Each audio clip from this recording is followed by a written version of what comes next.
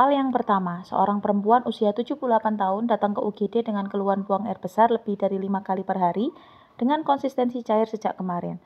Tanda-tanda vitalnya 100 per 60 untuk tensinya, suhunya 37,6, nafasnya 24, turgor kulit lebih dari 2 detik.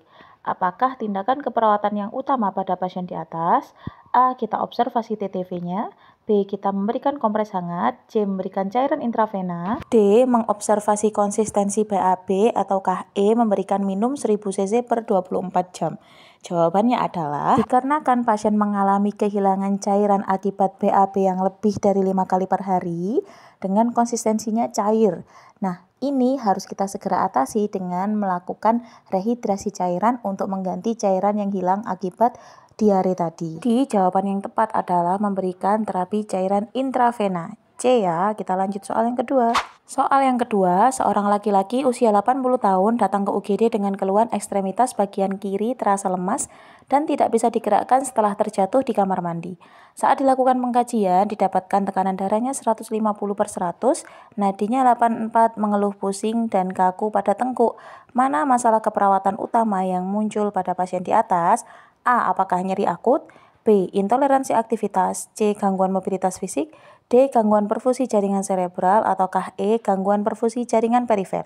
Jawabannya adalah, mari kita analisis mulai dari nyeri akut. Pada diagnosa nyeri akut, data yang muncul yaitu hanya mengeluh pusing saja tanpa disebutkan skala nyeri, kemudian berapa lama intensitasnya, dan lain-lain. Sehingga diagnosa nyeri akut tidak bisa diangkat ya. Kemudian untuk diagnosa intoleransi aktivitas juga tidak bisa diangkat karena di sini permasalahannya adalah di anggota gerak pasien, bukan masalah dari pemenuhan kebutuhan akibat kegagalan dari sirkulasi. Perlu teman-teman ingat bahwa diagnosa intoleransi aktivitas biasanya ditandai oleh sesak dan lelah setelah beraktivitas dan biasanya pasiennya mengalami penyakit jantung.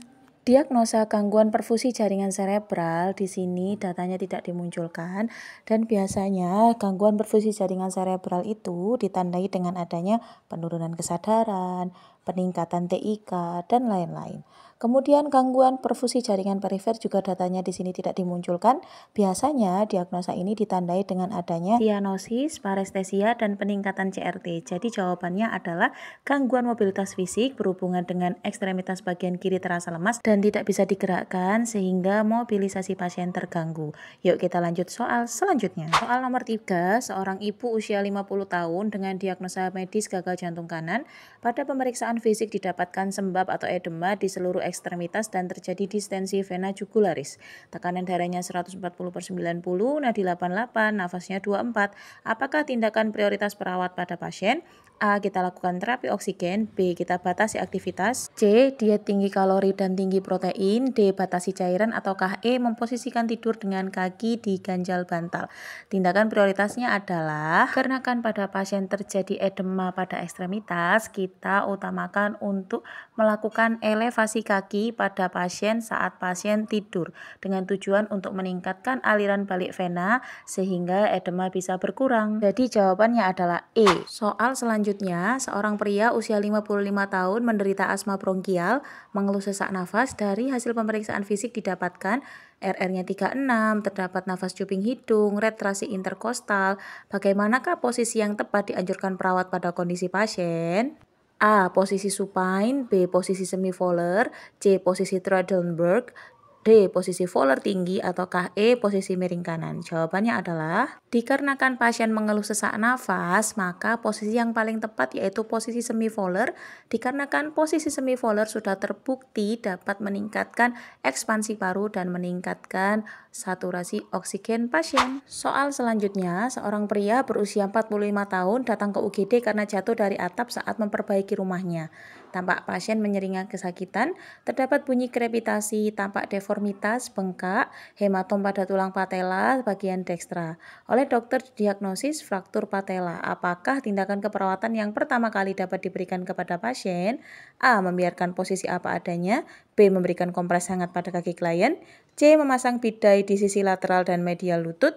D. Membalut patella dan elastik perban secara ketat. Ataukah E. Memasang bidai pada satu sisi di belakang lutut menempel betis dan paha belakang. Jawabannya adalah kita pasang bidai di sisi lateral dan medial lutut dengan tujuan untuk mengimobilisasi patella agar patella tidak bergerak dan tidak merusak jaringan di sekitarnya. Nah, prinsip pembidaian teman-teman harus ingat, harus melewati 2 sendi dan harus kita cek PMS atau pulsasi motorik dan sensoriknya sebelum dan sesudah pemasangan bidai. Soal selanjutnya, seorang laki-laki usia 69 tahun datang ke puskesmas dengan keluhan muntah 3 kali, diare 6 kali sehari dengan konsistensi cair, tidak ada lendir. Turgor kurang dari 2 detik, mukosa lembab dan badannya merasa lemas. Tekanan darahnya 120, nadinya 80, suhu 38, nafasnya 20 kali per menit. Apakah masalah keperawatan utama yang sesuai?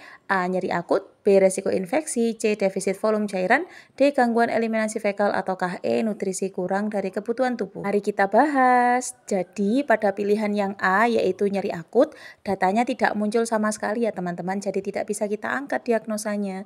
Kemudian diagnosa resiko infeksi ini juga tidak bisa kita angkat karena tidak ada yang berhubungan ke arah infeksi atau yang beresiko terjadi infeksi. Diagnosa resiko infeksi biasanya bisa ditegakkan pada kasus-kasus yang mengalami luka terbuka, luka postoperasi, ataupun pada pasien-pasien yang mengalami penurunan imunologi. Kemudian kita lanjut ke defisit volume cairan. Di sini memang sudah mulai kehilangan cairan akibat muntah dan diare, namun belum mempengaruhi dari kondisi klinisnya, sehingga defisit volume cairan tidak bisa diangkat.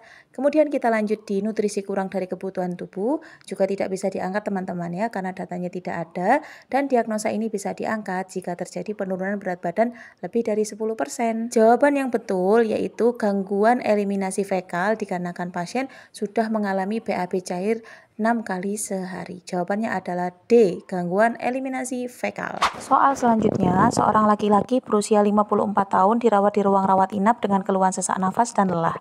Pada saat pengkajian ditemukan tekanan darahnya 100/70, nadi 110, RR 30, CRT lebih dari 3 detik, bunyi jantung S3 terdengar, edema pada ekstremitas bawah, pitting edem positif 1, pasien memiliki riwayat hipertensi dan kolesterolemia. Apakah masalah keperawatan utama pada pasien tersebut? Mari kita lihat satu persatu option jawabannya.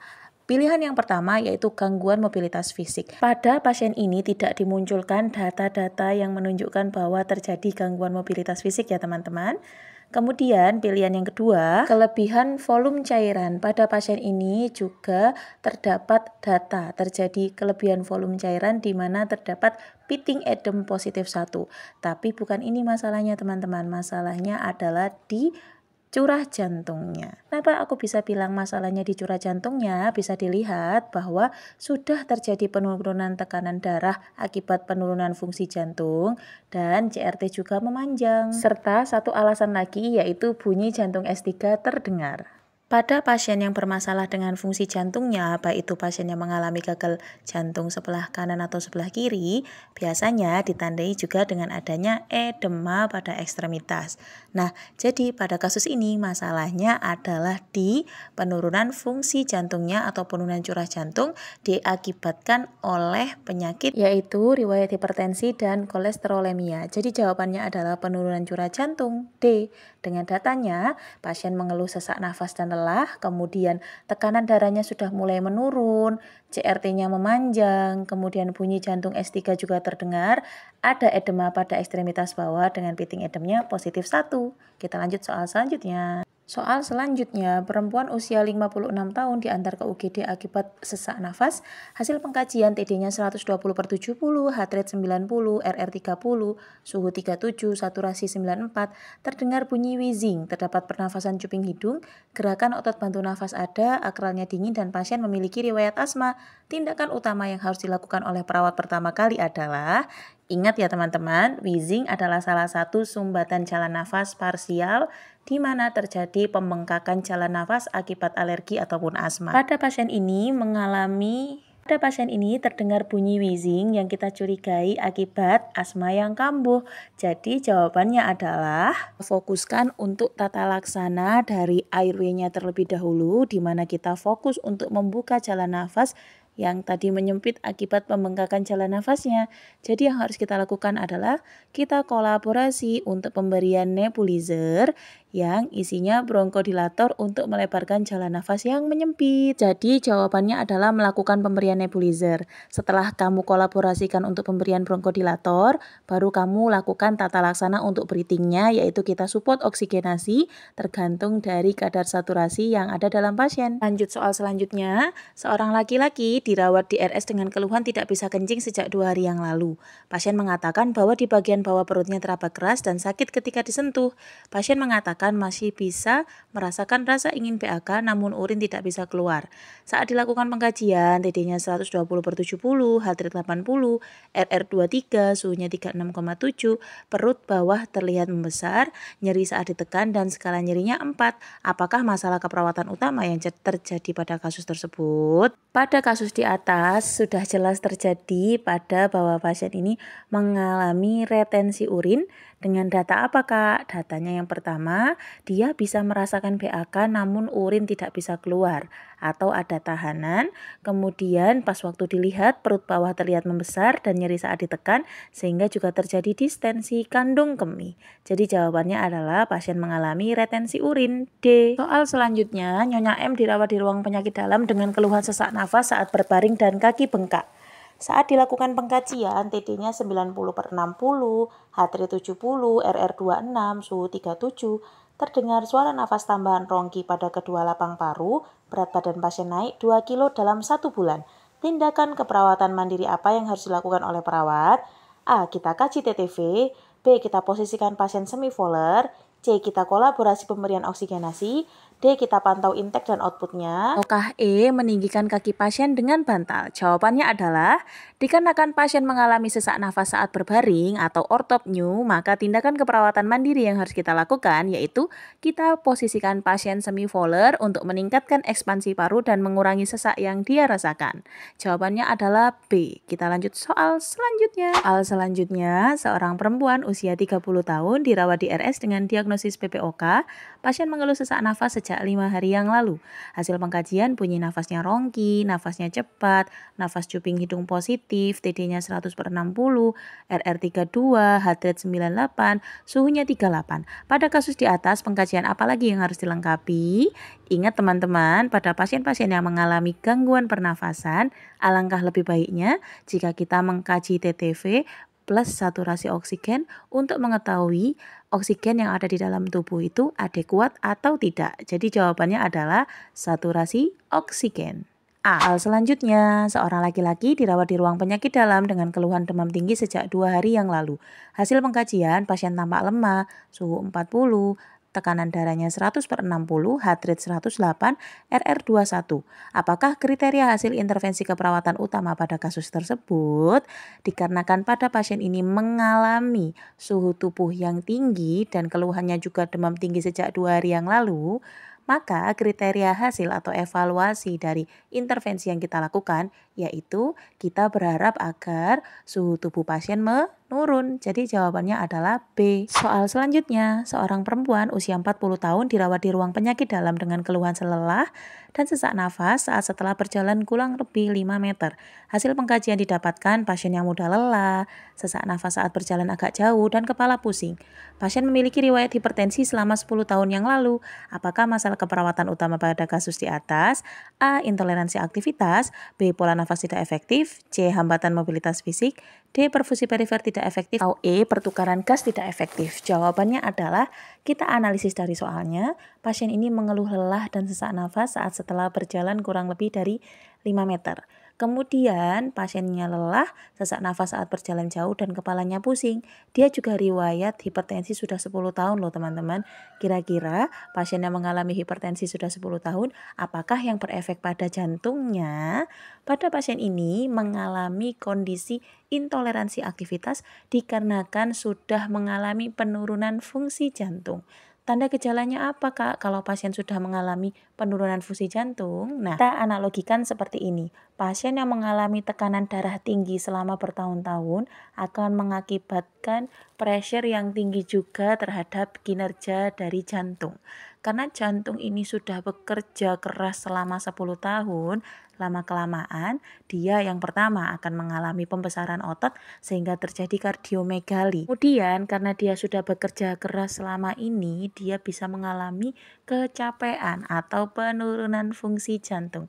Ketika jantung mengalami penurunan fungsi, maka sistem pompa yang dia lakukan juga akan berkurang hingga pemenuhan kebutuhan tubuh juga akan berkurang dan pasien mudah lelah serta sesak saat beraktivitas dikarenakan energi yang digunakan dalam beraktivitas itu kurang disebabkan oleh penurunan fungsi dari jantung. Jawabannya adalah intoleransi aktivitas. Ingat-ingat ya teman-teman, intoleransi aktivitas berhubungan dengan penurunan fungsi pompa jantung, kalau gangguan mobilitas fisik berhubungan dengan kerusakan anggota gerak atau ekstremitasnya. Oke, segini dulu ya pembahasan soalnya. Jangan lupa follow, share, dan subscribe. Bye-bye.